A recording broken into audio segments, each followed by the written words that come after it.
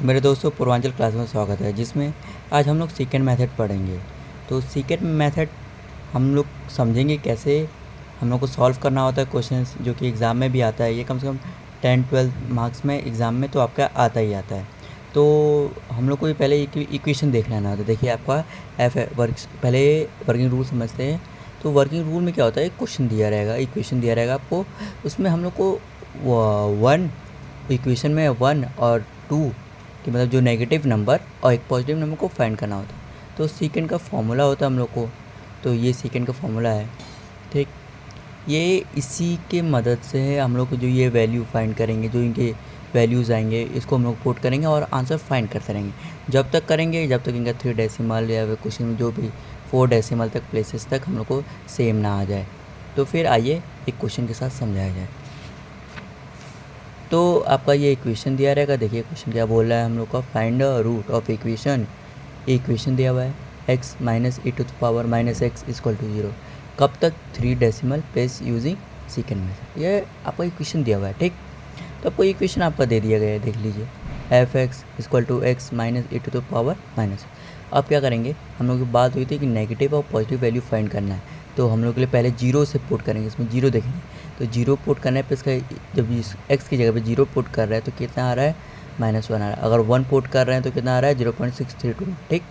अब क्या है, मिड नंबर्स का फाइंड कोशिश करेंगे। देखिए आपका नेगेटिव आ गया, पॉजिटिव आ गया। अब क्या है, मिड नंबर फाइंड करने की कोशिश करेंगे। अब इन दोनों के बीच में ही होना चाहिए, ठीक है। 0.5 जब पुट करेंगे इस इक्वेशन में तो देखिए इधर भी नेगेटिव आएगा।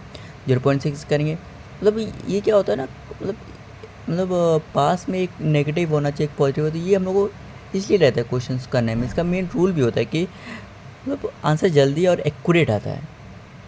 अप्रॉक्स का सीन नहीं होता है कि मतलब पूरा एक्यूरेट आता है कि मतलब इतना ही होगा। उससे कॉन्फिडेंट भी बढ़ता है आगे क्वेश्चंस करने में। फिर आइए आगे का सब देखा जाए। तो इन दोनों का आपने एक्स नॉट ले लिए। देखिए इसका 0.5 ले रहे हैं, x1 के 0। अब क्या सीन है आपको, अब इसको अब ये वाला इक्वेशन देखिए, ये सब चारों वैल्यू आपको फाइंड करना ही होगा इस क्वेश्चन को सॉल्व करने के लिए। ये आप फॉर्मूला लगा दिए सेकेंड मेथड का, जो कि xn+1 equal to x minus 1, ठीक। xn-1 f xn minus xn f xn-1, ठीक।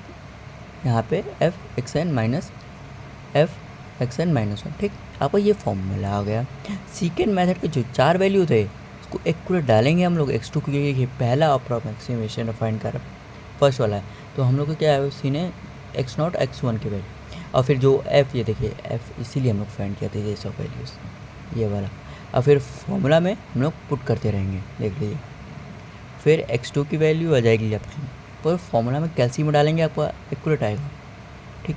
अब x2 को फाइंड करने के लिए फिर इक्वेशन में डाल दीजिए इस जो वैल्यू है x2, क्योंकि हम लोग को x3 फाइंड करने के लिए ये सब ज़रूरत पड़ेगा। आगे की जो भी अप्रोक्सीमेशन वैल्यू निकालने के लिए हम लोग ज़रूरत पड़ेगा।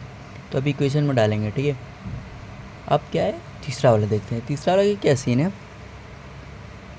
तीसरा वाला का फॉर्मूला हम लोग जल लगा रहे हैं, जो कि वहाँ पे x0 लिए थे, यहाँ पे x1। अब क्या है, x1 लेंगे, फिर x0 जो कि x2 यहाँ पे फाइंड किया था आपने, ठीक है। फिर यहाँ पे वैल्यू पुट कर। अब बात है कि कब तक मैं करूँगा, ठीक है, जब तक आपको क्वेश्चन में दिया हो, नहीं तो जब तक सेम आ जाए।